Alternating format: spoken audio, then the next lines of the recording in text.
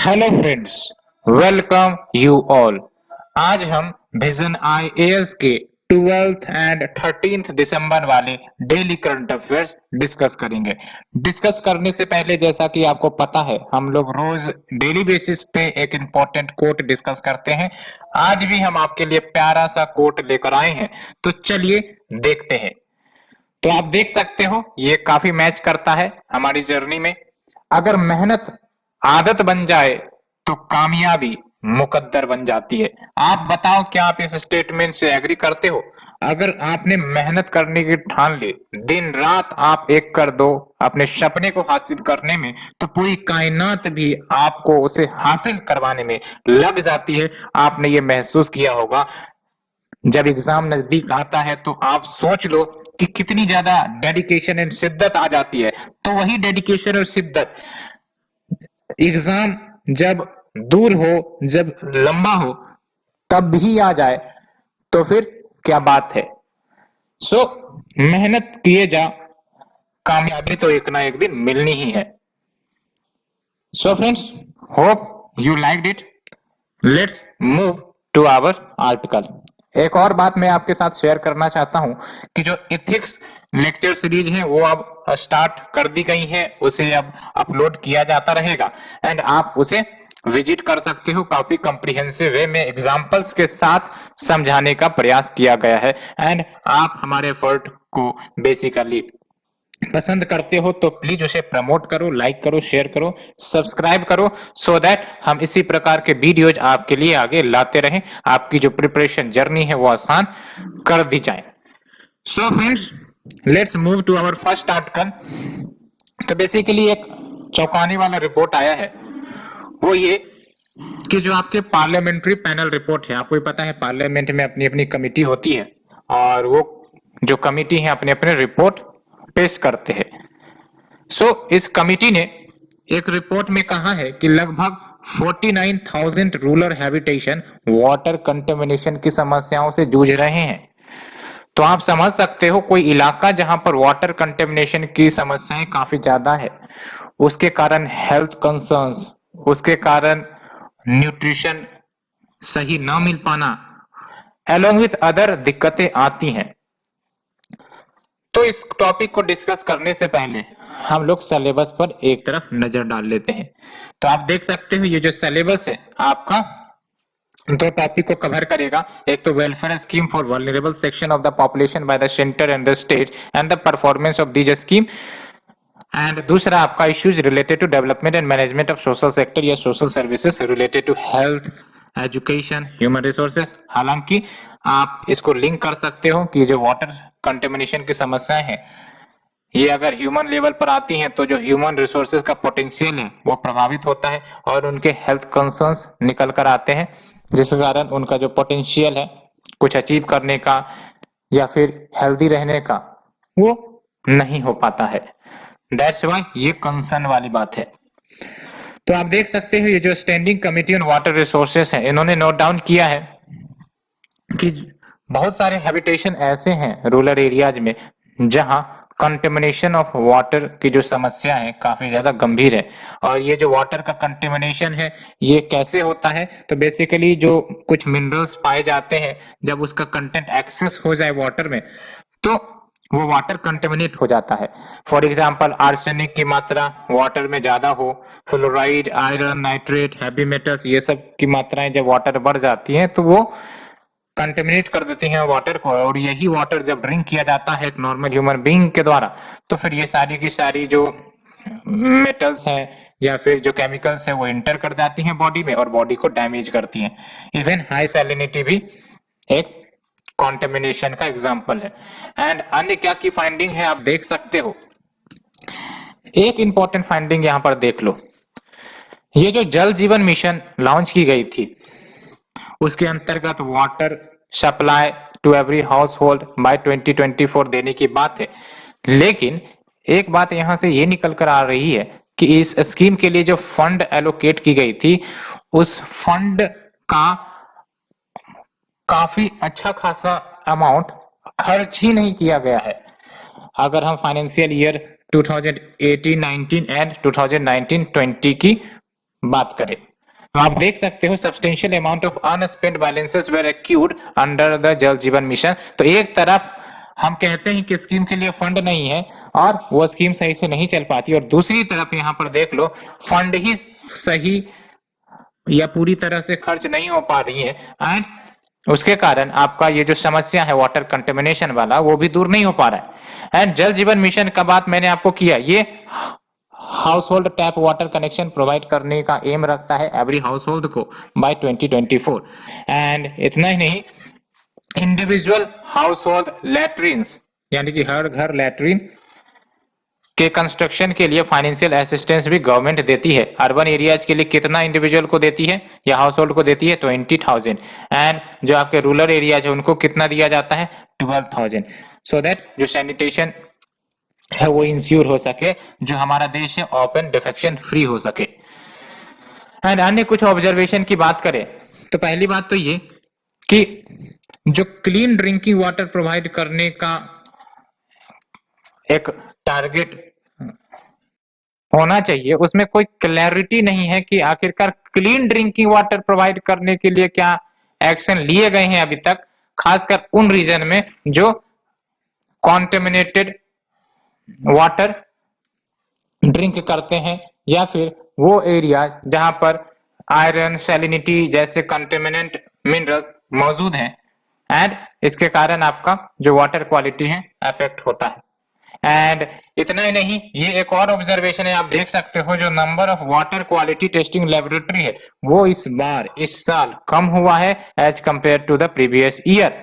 And तीसरा important finding देख सकते हो, कैजुअल एटीट्यूड देखने को मिला है regarding the reported release of harmful and untreated chemicals by some industry. यानी कि पता है कि जो कुछ इंडस्ट्रीज हैं वो untreated and harmful chemicals release कर देते हैं, लेकिन फिर भी कोई प्रॉपर एक्शन इन इंडस्ट्रीज के खिलाफ नहीं लिया गया है, एंड जिसके कारण वाटर कंटेमिनेशन की समस्याएं मौजूद है वो खत्म होने का नाम नहीं ले रही है। बिकॉज ये सब जब केमिकल्स इंटर करते हैं वाटर बॉडीज में, आपको ही पता है इसका नेगेटिव परिणाम आपका water contamination and habitat destruction ये सब हो जाता है।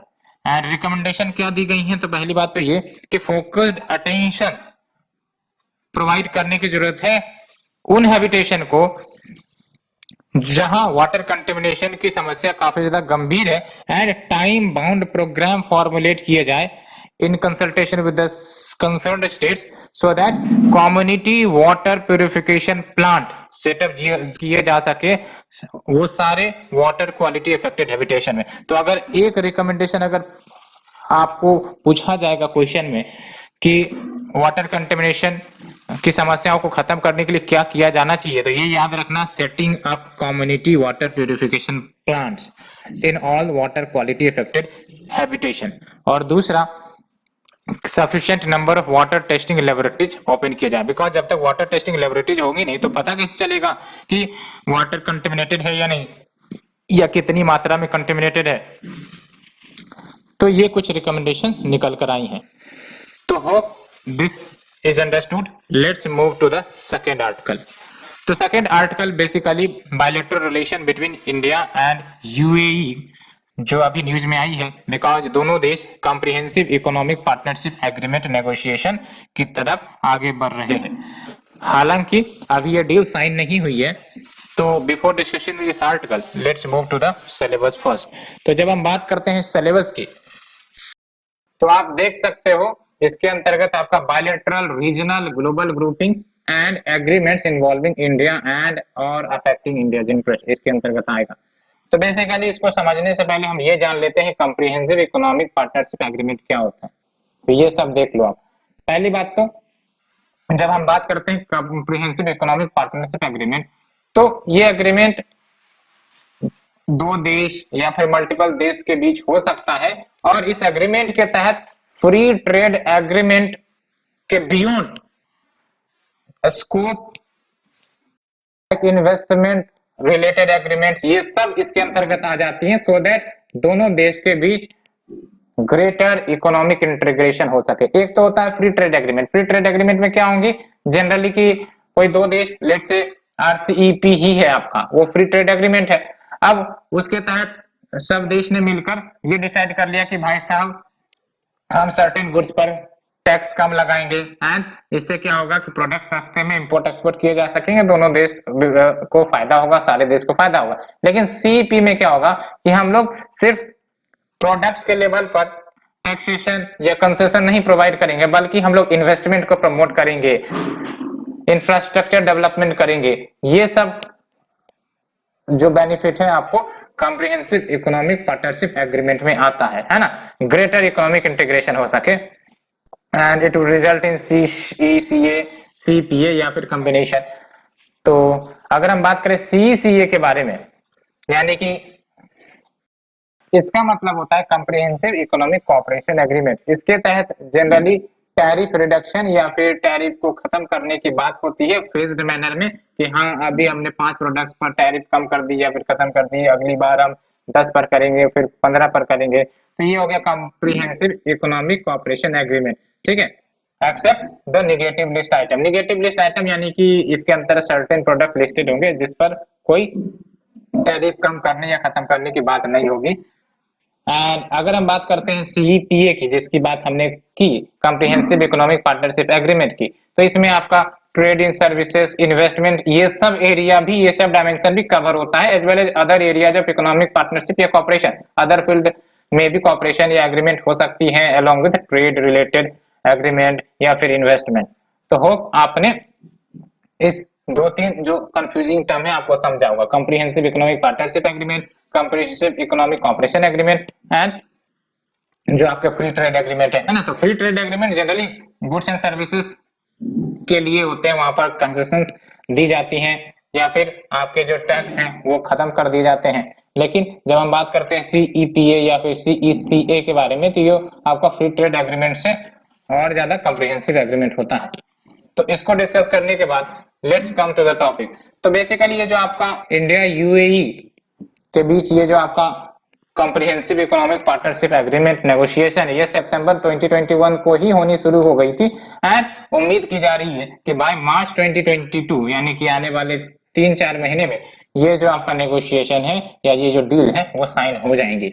अब इंपॉर्टेंट बात ये है कि इस डील के तहत जो दोनों देश हैं उन्होंने certain products across various sectors को लिस्ट किया है, जहां पर उन प्रोडक्ट्स पर म्यूचुअल कंसेशन यानी कि टैरिफ रिडक्शन, टैरिफ एलिमिनेशन की जा सकेगी in the third round table of talks जो रिसेंटली हुई है। लेकिन हमें ये समझना है कि जो इंडिया यूएई ट्रेड रिलेशंस है वो कितने ज्यादा डीप है और अगर ये एग्रीमेंट हो जाता है तो क्या बेनिफिट होगा। तो पहली बात तो आप देख सकते हो, जब हम बात करते हैं इंडिया यूएई ट्रेड की, तो दोनों देश के बीच जो बायलैटरल ट्रेड वैल्यूएशन है $60 बिलियन, आप उम्मीद कर सकते हो कितनी ज्यादा है, $60 बिलियन 2019-20 में। एंड इतना ही नहीं, जो यूएई है वो इंडिया का थर्ड लार्जेस्ट ट्रेडिंग पार्टनर है। तो आप सोच सकते हो कि भारत के लिए यूएई कितना सिग्निफिकेंट है इकोनॉमिक डेवलपमेंट के लिए। एंड इतना ही नहीं, यूएई 8th लार्जेस्ट इन्वेस्टर है भारत में। एंड अब तक यानी कि 2000 अप्रैल एंड मार्च 2021 के बीच लगभग $11 बिलियन का इन्वेस्टमेंट यूएई ने किया है। और ये सब जब इन्वेस्टमेंट आती है तो आपको पता है नई नई कंपनियां, एम्प्लॉयमेंट एंड फॉरेक्स रिजर्व का बढ़ना, ये सब चीजें बेनिफिट भारत के लिए करती हैं। इसीलिए अगर ये रिलेशन अच्छे हो जाए, नेगोशिएशन अगर साइन हो जाए, तो और ज्यादा कॉपरेशन और ज्यादा जो एग्रीमेंट है वो हो सकेगा। एंड लेट्स मूव कि अगर ये एग्रीमेंट साइन हो जाते हैं तो क्या सिग्निफिकेंस होगा। पहली बात तो ये कि एक टारगेट रखी गई है कि अगर ये एग्रीमेंट साइन हो जाएंगे तो जो बायलैटरल मर्चेंडाइज ट्रेड है वो $100 बिलियन आने वाले 5 सालों में पहुंच सकती है। सोचो कितनी इंपॉर्टेंट बात है। अभी फिलहाल बायलैटरल मर्चेंडाइज ट्रेड जो है ना दोनों देश के बीच $43 बिलियन रहा है फाइनेंशियल ईयर 2021 में। लेकिन अगर ये एग्रीमेंट साइन हो जाती है तो उम्मीद की जाती है कि ये बढ़कर $100 बिलियन अगले 5 सालों में हो जाएगी। तो भारत के जो प्रोडक्ट्स हैं वो ज्यादा एक्सपोर्ट हो सकेंगे एंड इससे भारत को बेनिफिट होगा, भारत के एक्सपोर्टर को बेनिफिट होगा। और जो यूएई है वो गेटवे है Africa as well as many other parts of the world. कहने का मतलब यूएई का आपने मैप देखा होगा है ना, जो आपका पर्शियन गल्फ में ये सारी कंट्रीज लाइक करते हैं। तो उधर से हम लोग अफ्रीका को भी एक्सेस कर सकते हैं, है ना। और अगर वहां पर रिलेशन हमारे अच्छे हो जाते हैं तो वहां पर पीस एंड स्टेबिलिटी की कामना हो सकेगी और जो हमारी एनर्जी सिक्योरिटी है उस रीजन में वो भी मेंटेन हो सकेगी। And UAE also has a huge diaspora, तो भारतीय डायस्पोरा की संख्या भी ज्यादा है। और भारतीय डायस्पोरा की ज्यादा संख्या का क्या मतलब हुआ कि भारतीय मूल के जो लोग हैं वो इंडियन प्रोडक्ट्स ज्यादा यूज कर सकते हैं, जैसे टेक्सटाइल हो गया, जेम्स हो गया, ज्वेलरी, लेदर, फुटवेयर। तो इन सब सेक्टर का भी ग्रोथ भारत में होगा कि नहीं होगा। अगर लेट से कि एक इंडियन डायस्पोरा जो यूएई में रह रहा है उसको भारतीय कपड़े पसंद है, तो जो इंडियन टेक्सटाइल ऑनर है वो कपड़े को भेजेंगे, एक्सपोर्ट करेंगे, तो इससे इंडियन टेक्सटाइल इंडस्ट्री भी मजबूत होगी। उसी प्रकार से अदर सेक्टर चाहे जेम्स है, ज्वेलरी है, लीडर है, फुटवेयर है, ये सब के सब फूड प्रोडक्ट्स इवन, है ना। एंड ये जो भारत एग्रीमेंट या डील कर रहा है ये भारत की जो ब्रॉडर स्ट्रेटजी है कि fair and balanced trade agreement होने चाहिए सर्टेन की इकोनॉमिक नेशंस के साथ, तो उसको भी फुलफिल करता है। And specially after India pulled out the China dominated belt and road initiative.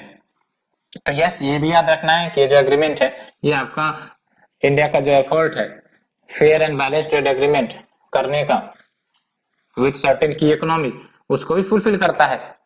तो ये दो आर्टिकल हमने डिस्कस किया। Let's move to the next article. India inaugurates Swarnim Vijay Parv commemorating 50 years of India victory in 1971 war. आपको भी पता है कि इंडो पाक वॉर 1971 हुआ था और उसके बाद बांग्लादेश का जन्म हुआ एंड उसी के खुशी पर भारत स्वर्णिम विजय पर्व सेलिब्रेट कर रहा है। एंड अगर हम बात करें सिलेबस की तो आप देख सकते हो ये जो सिलेबस है आपका India and it's neighbourhood relation इसके अंतर्गत आएगी, ठीक है। एंड आप हमें बताओ जो बांग्लादेश है वो हमारे कितने इंडियन स्टेट्स के साथ बॉर्डर शेयर करता है और वो कौन कौन से। तो बेसिकली ये जो इवेंट है जिसको इनॉग्रेट किया गया है वो सेलिब्रेट करेगा जो हमारे इंडियन आर्म्ड फोर्सेस के वैल्यूर है, प्रोफेशनलिज्म है और उनका जो कंट्रीब्यूशन रहा है for the liberation and creation of Bangladesh in this Indo पाक वॉर 1971 उसको सेलिब्रेट करने के लिए है। और कहां पर ये इवेंट कॉमेमोरेट हो रहा है, इंडिया गेट लॉन्च जो कि न्यू दिल्ली में है। और आपको ही पता है ये जो आपका इंडो पाक वॉर 1971 में हुआ था इसने साउथ एशिया की पूरी हिस्ट्री और ज्योग्राफी चेंज कर दी थी क्योंकि एक नया देश का जन्म हुआ है ना। और पाकिस्तान अपना वेस्टर्न पोर्शन में शिफ्ट हो गया और इधर आपका जो ईस्टर्न पाकिस्तान अर्स्टवाइल पहले था वो बांग्लादेश के रूप में निकल कर आया। तो yes, it change the history and geography of south Asia. And Bharat ने बेसिकली क्यों इन्वॉल्व करना चाहा, तो भारत ने ये बात कही कि अगर कहीं पर भी इनजस्टिस होता है तो वो उन जगह के लिए, उन देशों के लिए खतरा है जहां पर जस्टिस मेंटेन। फॉर एग्जांपल अगर अर्स्टवाइल ईस्टर्न पाकिस्तान में डिस्टरबेंसेस था, वहां के लोगों को अधिकार नहीं दिया जा रहा था, वहां पर अत्याचार हो रहा था, तो उसके कारण भारत का जो बॉर्डर था वो भी इनसिक्योर था। बहुत सारे जो माइग्रेंट्स है वो भारत में आ रहे थे और इसके कारण डिस्टरबेंसेस हो सकती थी। तो यही कहना था भारत का कि injustice anywhere is a threat to justice everywhere. ये आप कोट याद रखना, कहीं पर भी इथिक्स में आप लिख सकते हो, injustice anywhere is a threat to justice everywhere. Outcome क्या निकल कर आया, तो पहली बात तो ये जो वॉर है 16 दिसंबर 1971 को खत्म हुआ। उसके बाद पाकिस्तान फोर्सेस ने, आपको पता है, अनकंडीशनल सरेंडर कर दिया है ना। और इतना ही नहीं, लगभग 93,000 पाकिस्तानी ट्रूप्स ने सरेंडर किया था इंडियन फोर्सेस को एंड बांग्लादेश लिबरेशन फोर्सेस को, making it largest surrender since world war 2, है ना। तो वर्ल्ड वॉर 2 के बाद से इतना ज्यादा मात्रा में ट्रूप्स सरेंडरिंग पहली बार हो रहा था। एंड उसके बाद क्या आउटकम हुए, तो पहली बात तो शिमला एग्रीमेंट साइन हुआ था बिटवीन द प्राइम मिनिस्टर, उस समय आप देख सकते हो इंदिरा गांधी प्राइम मिनिस्टर थी एंड उस समय के जो पाकिस्तान के प्रेसिडेंट थे वो थे जुल्फिकर अली भुट्टो। और शिमला एग्रीमेंट 2 जुलाई 1972 को साइन हुआ था। सो दैट जो 1971 वॉर हुआ उसके जो परिणाम देखने को मिले हैं और उसके कारण जो रिलेशंस खराब हुई वो रिलेशंस फिर से सुधारा जाए। एंड इस एग्रीमेंट के तहत दोनों कंट्रीज ने ये वादा किया कि जो कॉन्फ्लिक्ट है, कन्फ्रंटेशन है, इन सब पर रोक लगाई जाएंगी and durable peace, friendship, cooperation दोनों देश के बीच, सारे देश के बीच मेंटेन करी जाएंगी। एंड अलोंग विथ ये भी बातें शिमला एग्रीमेंट में कहा गया था कि जो जम्मू एंड कश्मीर में लाइन ऑफ कंट्रोल है उसको मेंटेन किया जाएगा, उसको वायलेट नहीं किया जाएगा। लेकिन आपको भी पता है कि जो पाकिस्तान है वो बार बार शिमला एग्रीमेंट का वायलेशन करता है, लाइन ऑफ कंट्रोल में डिस्टर्बेंसेस क्रिएट करता है, इन्फिल्ट्रेट करता है, एंड दैट्स व्हाई हम बार बार कहते हैं कि शिमला एग्रीमेंट को वायलेट करता है पाकिस्तान। तो it is also one of the key points of note under the agreement. तो ये भी था, ये याद रखना आपको है ना, शिमला एग्रीमेंट में ये भी था कि जो आपका लाइन ऑफ कंट्रोल है जम्मू एंड कश्मीर का, उसको इनवायलेट करने की, अपहोल्ड करने वाली बात कही गई थी। And India has faithfully observe the Shimla agreement. आपको पता है इंडिया ने तो शिमला एग्रीमेंट को पूरी शिद्दत के साथ ऑब्जर्व किया, लेकिन अगर हम बात करें पाकिस्तान की तो उसमें क्या शिद्दत थी आप हमें बताना। बार बार वो वायलेट करता है, बार बार वो इन्फिल्ट्रेट करवाता है। एंड साथ ही साथ जो फर्स्ट इंडिया बांग्लादेश मैत्री दिवस ये भी सेलिब्रेट किया गया इंडियन एम्बेसी जो अक्रॉस द वर्ल्ड स्थित है, marking 50 years of creation of Bangladesh, 50 years of diplomatic ties and 50 years of Indo-Pakistan war। तो ये हमने 3 आर्टिकल देखे। Let's move to the 4th article, reactors for green hydrogen.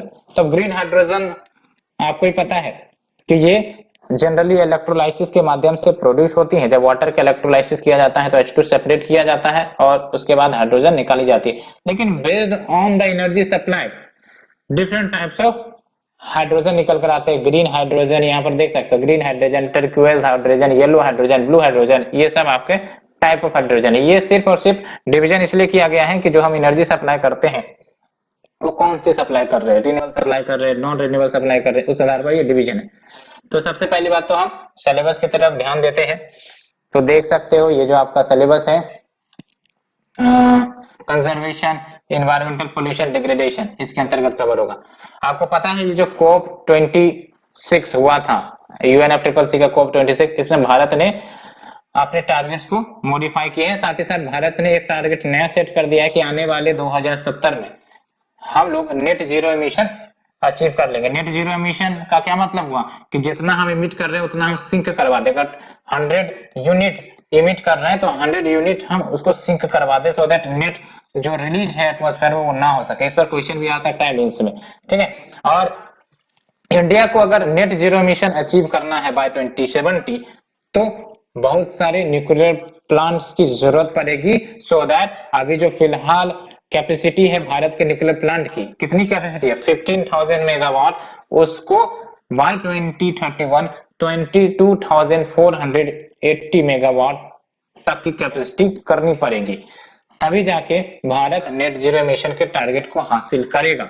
And basically ये जो आपके high temperature reactors हैं, यानी कि अब हम बात कर रहे हैं कि कैसे हाइड्रोजन को सेपरेट किया जाता है। तो बेसिकली हाई टेम्परेचर रिएक्टर्स, और ये जो टेम्परेचर रिएक्टर है ये वाटर को हीट करते हैं, और एक बार वाटर को हीट किया जाता है उसके बाद वाटर को सेपरेट कर लिया जाता है H2 और O2 में अलग से, है ना, यूजिंग द इलेक्ट्रोलिसिस मैकेनिज्म।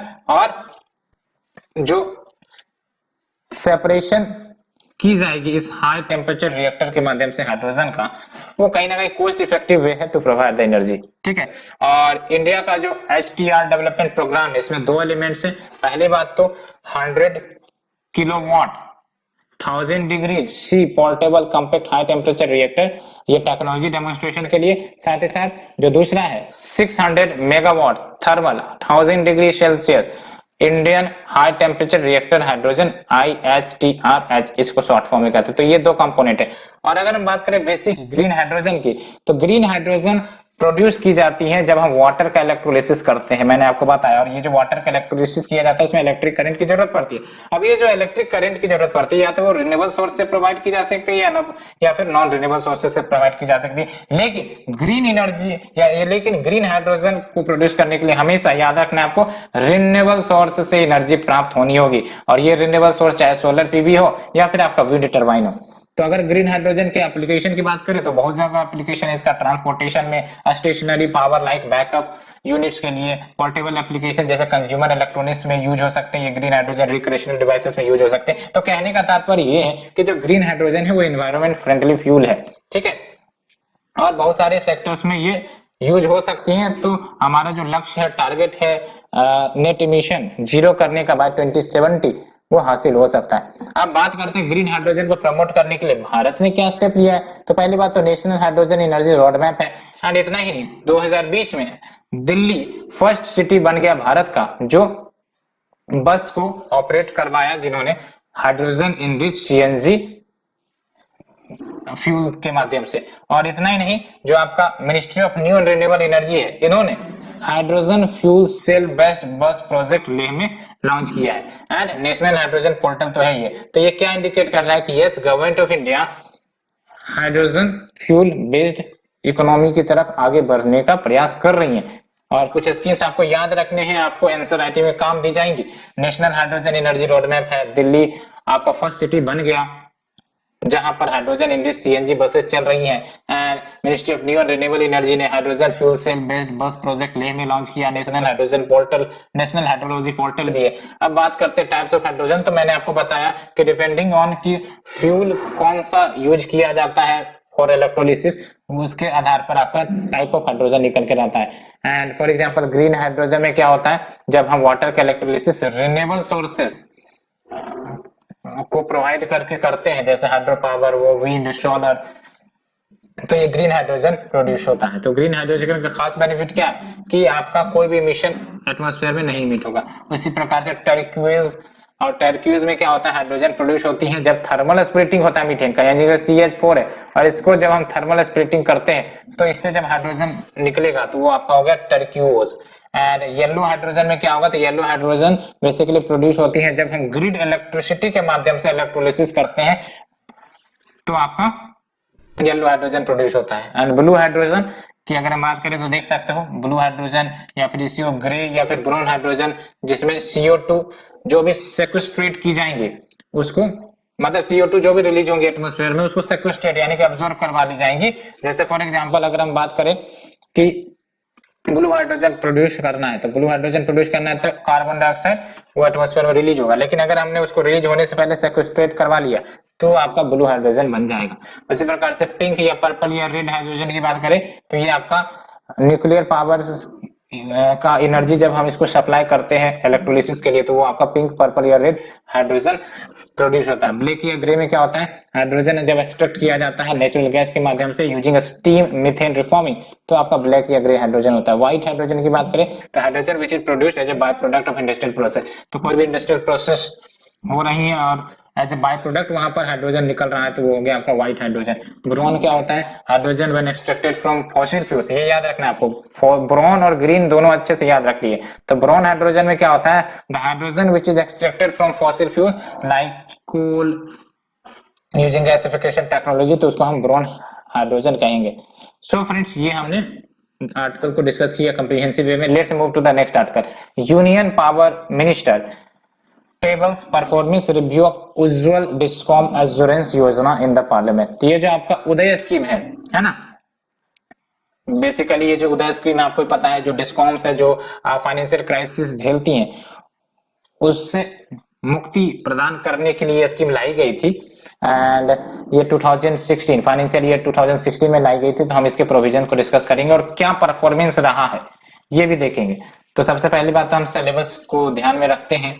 ये जो आपका इंफ्रास्ट्रक्चर एनर्जी, ये डायरेक्ट टॉपिक है आपका, ठीक है। तो बेसिकली ये जो डाटा प्रोवाइड की गई है इसके तहत ये बताया गया है कि जो private sector power distribution company है, यानी कि जो पावर डिस्ट्रीब्यूशन कंपनी जिसको हम डिस्कॉम भी कहते हैं, तो जो private sector power distribution companies है एज वेल एज जो आपकी स्टेट ऑन डिस्ट्रीब्यूशन कंपनीज है, अगर दोनों में इफिशिएंसी का कंपैरिजन किया जाए तो जो प्राइवेट सेक्टर डिस्ट्रीब्यूशन कंपनीज है उनकी इफिशिएंसी में ज्यादा सुधार देखने को मिला as compared to this state on discom between the financial year 2016 and financial year 2020, despite कि शुरुआती दौर में ये जो आपके स्टेट ऑन डिस्कॉम्स थे वो ज्यादा एफिशिएंट थे। तो आप समझ सकते हो शुरुआत में एफिशिएंट तो आपके स्टेट वाले ही थे, लेकिन बाद में धीरे धीरे आपका प्राइवेट वाला मोर एफिशिएंट हुआ।